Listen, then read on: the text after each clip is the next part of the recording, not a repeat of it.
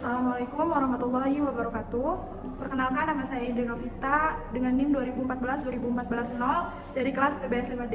Di sini saya akan menjelaskan pengetahuan saya mengenai manajemen risiko strategi dengan manajemen risiko imbal hasil. Yang pertama yaitu manajemen risiko strategi. Dari manajemen risiko strategi yaitu risiko akibat ketidaktepatan dalam pengambilan atau pelaksanaan suatu keputusan strategi serta kegagalan dalam mengantisipasi perubahan lingkungan bisnis. Kayak misalkan berkaitan dengan pengambilan keputusan, resiko yang biasanya muncul itu adalah resiko yang tak terduga yang mengurangi kemampuan perubahan bisnis atau perilaku bisnis untuk menjalankan strategis yang direncanakan. Nah, di sini contoh kasus dari resiko strategis ini tuh misalkan ada sebuah bank. Bank ini tuh merencanakan untuk mengajukan akad pembiayaan KPR.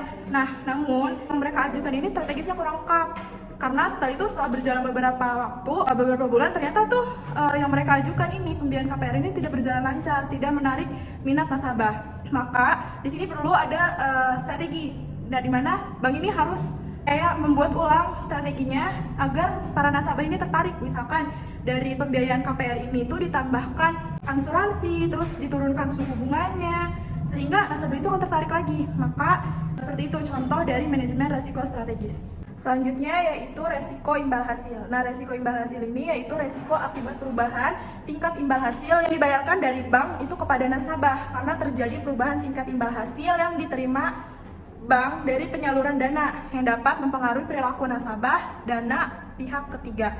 Jadi resiko imbal hasil ini juga ada beberapa penyebabnya. Misalkan resiko ini tuh timbul karena adanya perubahan perilaku nasabah dana pihak ketiga bank yang disebabkan oleh perubahan ekspektasi tingkat imbal hasil yang diterima dari bank syariah itu.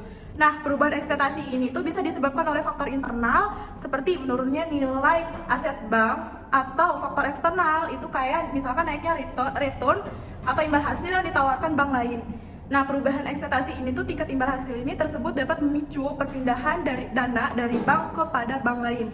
Contoh kasus dari imbal hasil ini itu misalkan ada sebuah bank. Nah, di bank ini itu ada perbedaan tingkat imbal hasil antara nasabah pendana sama nasabah penabung. Nah, dari perbedaan ini tuh bisa mengakibatkan kerugian dari bank itu sendiri. Jadi, bank itu nggak bisa menerima keuntungan karena imbal hasilnya itu pada nasabah pendanaannya itu harusnya itu lebih besar dibandingkan sama nasabah penabung. Sedangkan itu sebaliknya, maka karena terjadilah bank itu tidak menerima keuntungan dari imbal hasil tersebut. Baik, hanya itu saja yang bisa saya sampaikan menurut apa yang sudah saya pahami, yaitu manajemen risiko strategis dengan manajemen risiko imbal hasil. Kurang lebihnya mohon maaf. Wassalamualaikum warahmatullahi wabarakatuh.